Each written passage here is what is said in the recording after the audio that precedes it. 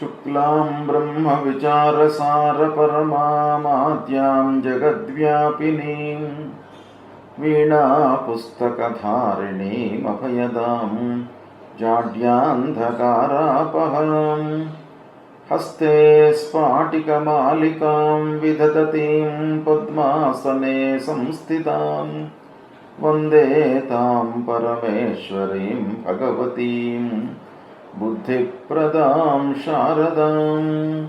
श्री महागणाधिपतये नमः। श्री महासरस्वत्यै नमः। శ్రీ గురుభ్యో నమః. 2024వ సంవత్సరం ఆగస్టు నెలలో మిథున రాశిలో జన్మించినటువంటి వారికి గోచార ఫలితాలు ఎలా ఉంటాయో తెలుసుకుందాం. ముఖ్యంగా ఈ ఆగస్టు మాసంలో గ్రహస్థితి మిథున రాశి వారికి ఎలా ఉంది అనంటే, సూర్య భగవానుడు 16వ తారీఖు వరకు 2వ స్థానంలో సంచరిస్తున్నాడు. తదనంతరం 3వ స్థానంలోకి ప్రవేశిస్తున్నాడు. అంటే సూర్య భగవానుడి యొక్క అనుకూలత ఈ మాసం చివరిలో బాగుంది. 3-4 వారాలలో చాలా బాగుంది. స్వక్షేత్రంలో ఉంటాడు.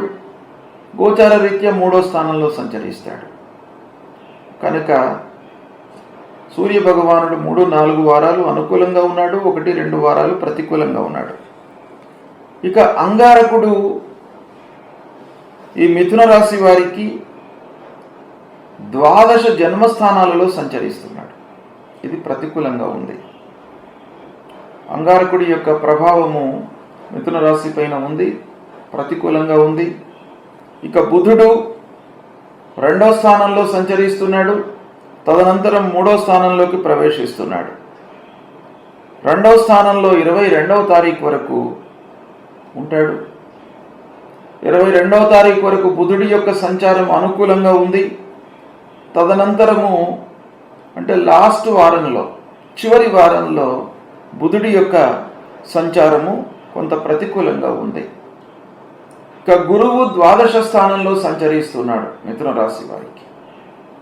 ద్వాదశ స్థానం ప్రతికూలమే అయినప్పటికీ శుభమూలకంగా కొంత ఖర్చు పెట్టిస్తాడు కనుక కొన్ని శుభకార్యాలు జరిగే అవకాశాలు ఉన్నాయి.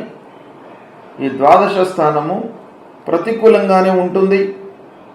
ఇక శుక్రుడు 3వ స్థానంలో సంచరిస్తున్నాడు.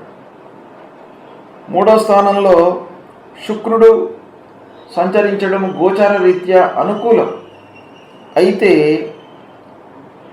24వ తారీఖు వరకు సింహరాశిలో సంచరిస్తున్నాడు.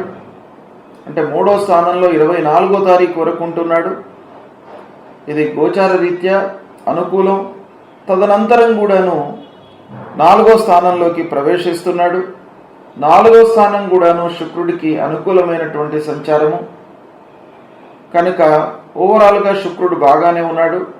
శుక్రాస్తమయం కూడాను పూర్తి అయింది కనుక శుక్రుడి యొక్క స్వభావము, శుక్రుడి యొక్క ఫలము అనేటువంటిది మనకు ఈ రాశి పైన ప్రత్యక్షంగా ఉంటుంది. ఇక శనైశ్చరుడు భాగ్యస్థానంలో ఉన్నాడు. అంటే 9వ స్థానంలో ప్రతికూలంగా ఉన్నాడు. వక్రించి ఉన్నాడు శనైశ్చరుడు. వక్రించి ఉండడం మూలకంగా అష్టమ స్థానం యొక్క ప్రభావం కూడా కొంతవరకు ఉండే అవకాశాలు ఉన్నాయి. అయితే ఇక్కడ స్వక్షేత్రంలో సంచరిస్తున్నాడు కనుక కొంత తగ్గుదల ఉంటుంది, ప్రతికూలం. అయినప్పటికీ శనైశ్చరుడి యొక్క సంచారము ప్రతికూలంగా ఉంది. రాహు దశమ స్థానంలో సంచరిస్తున్నాడు. రాహు ప్రతికూలంగా ఉన్నాడు. కేతువు అర్ధాష్టమ స్థానంలో సంచరిస్తున్నాడు. కేతువు యొక్క సంచారం కూడాను ప్రతికూలంగా ఉంది. ఈ విధంగా మిథున రాశి వారికి ఈ మాసంలో గ్రహాలు ఈ స్థానాలలో సంచరిస్తున్నాయి. అయితే ఓవరాల్గా మనం చూసినట్టయితే ఈ గ్రహస్థితి మూలకంగా సమిష్టిగా మనము ఆలోచించినట్టయితే ప్రతికూలతనే ఎక్కువగా కనబడుతుంది. అంటే ఈ మాసంలో గ్రహస్థితి ప్రతికూలంగానే ఉంటుంది కనుక జాగ్రత్తగా నిర్ణయాలు తీసుకోవాలి. తొందరపడకూడదు. సహనము చాలా అవసరము. మీరు తొందరపడి నిర్ణయాలు తీసుకోవడం మూలకంగా నష్టము, తర్వాత మనకు అనవసరమైనటువంటి విమర్శలకు గురి కావడము, కలహాలు ఇలాంటివి సంప్రాప్తించేటువంటి అవకాశాలు బాగా కనబడుతున్నాయి. కాబట్టి ఓపిక చాలా అవసరము. ఇక అన్ని విషయాలలో కూడాను మీరు నిర్ణయాలు జాగ్రత్తగా తీసుకోవాలి. నిర్ణయాలు తీసుకునేటప్పుడు 1-2 సార్లు ఆలోచించండి. అనుభవజ్ఞుల యొక్క సహాయ సహకారాలు, సూచనలు తీసుకోండి, తప్పులేదు.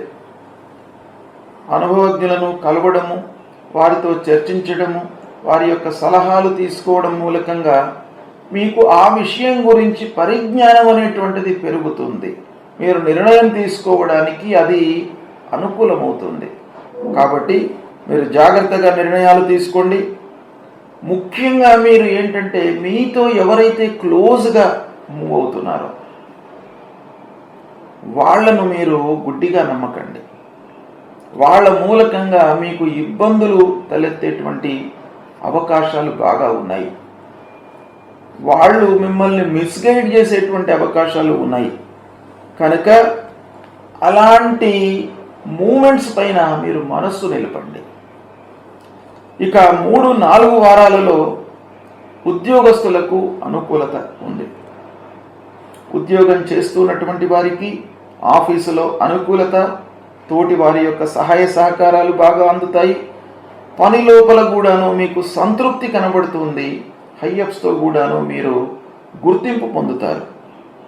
ఇక ఇంటి వాతావరణము మీకు సహాయకారకంగా ఉంటుంది. అంటే భార్య, పిల్లలు, పెద్దలు, కుటుంబ పెద్దలు అందరూ కూడాను మీకు అన్ని విధాలుగా సహకరించేటువంటి అవకాశం ఈ మాసంలో కనబడుతుంది.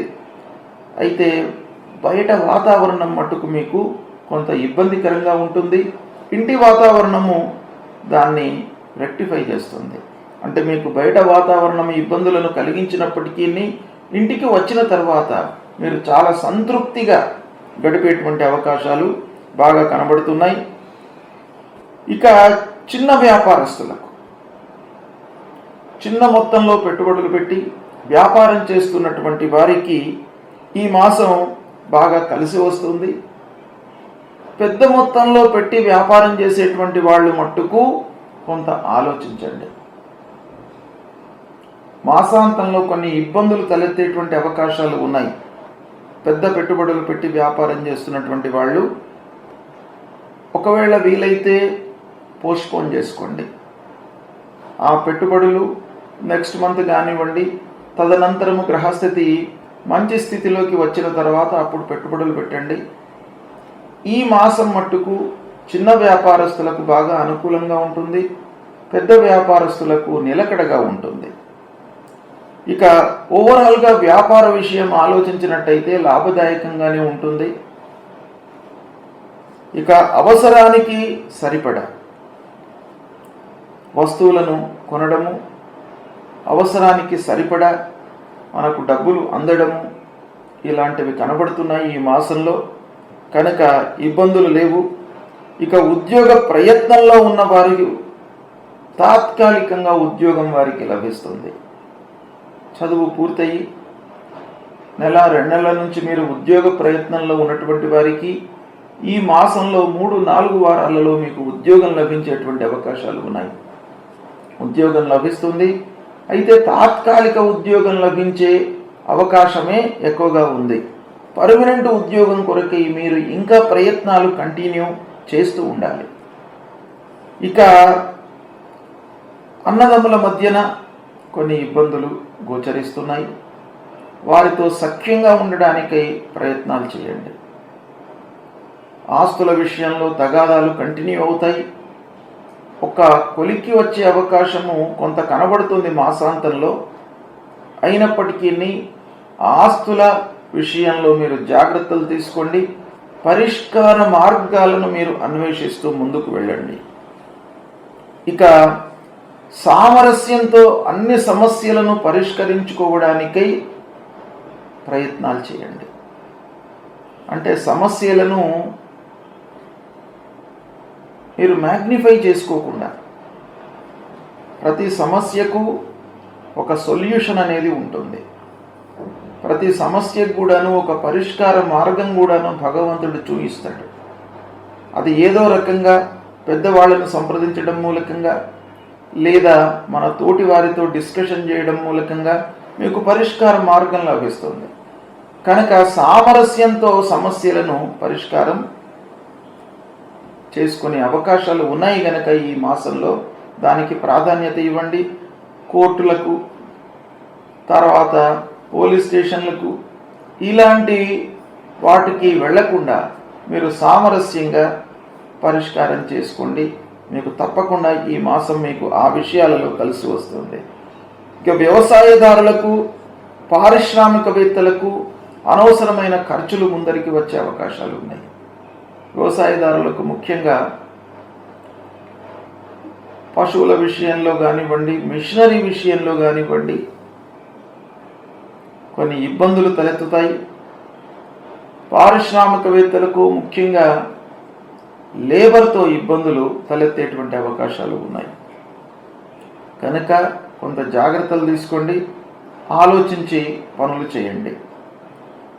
ఇక ముఖ్యమైన పనులలో కొన్ని ఆటంకాలు కనపడుతున్నాయి.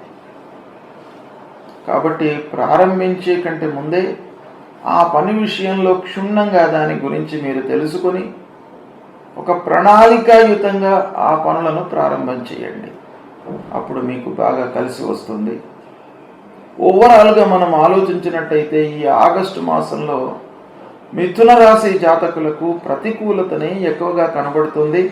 కాదంటే ఇంటి వాతావరణం మీకు బాగా ఉంటుంది కాబట్టి అన్ని కష్టాలను, నష్టాలను వీటన్నిటిని కూడాను అధిగమించి సంతృప్తిగా మీరు ఉండే అవకాశాలు ఉన్నాయి. ఇక ఈ మాసంలో ముఖ్యంగా గురు, శని, రాహువు, కేతువు ప్రధానమైనటువంటి గ్రహాలు ప్రతికూలంగా ఉన్నాయి. కాబట్టి గురు ప్రీత్యర్థమై దక్షిణామూర్తి స్తోత్ర పారాయణాన్ని చేయండి. సద్గురువులను సందర్శించుకోండి. గురువులు భగవంతుని యొక్క స్వరూపం గనక ఆ గురువు యొక్క దీవెన తీసుకోండి. సందర్శన మాత్రంగానే మీకు వారి యొక్క దీవెన కలుగుతుంది గనక గురువులను సందర్శించుకోండి. తల్లిదండ్రులను సేవించండి. ఇక ఆ గురువు యొక్క అనుగ్రహం కొరకై ప్రతినిత్యం కూడాను ఒక 16 సార్లు మూల మంత్రాన్ని జపించండి. దేవానాంచ ఋషీణాంచ గురుం కాంచన సన్నిభం వందనీయం త్రిలోకానాం తన్నమామి బృహస్పతి అనేటువంటి మూల మంత్రాన్ని పఠించండి. ఇక శనేశ్వరుడి విషయం, వక్రించి ఉన్నాడు, భాగ్యస్థానంలో ఉన్నాడు కనుక శని ప్రభావం ఎక్కువ ఉంటుంది. అనవసరమైనటువంటి కష్టాలు, నష్టాలకు గురయ్యే అవకాశాలు ఉన్నాయి. పనుల లోపల ఆలస్యము, ఆటంకాలు ఇలాంటి వాటి కొరకై మీరు శని భగవానుణ్ణి పూజించండి. అంటే నవగ్రహ దేవాలయానికి వెళ్ళండి. నవగ్రహ దేవాలయానికి వెళ్ళి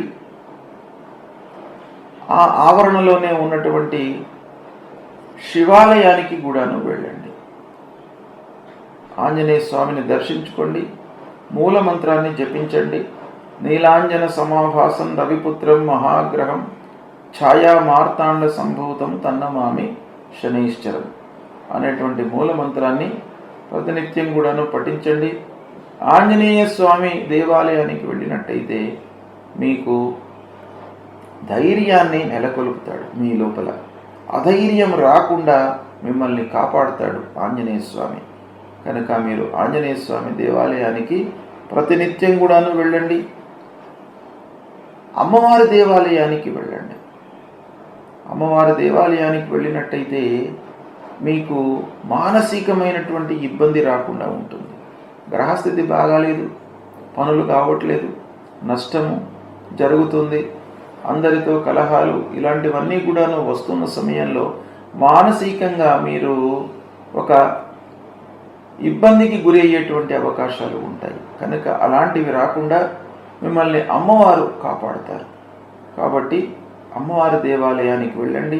దుర్గామాతను కొలవండి, రాజరాజేశ్వరి అమ్మవారిని కొలవండి. మీకు తప్పకుండా మంచి జరుగుతుంది.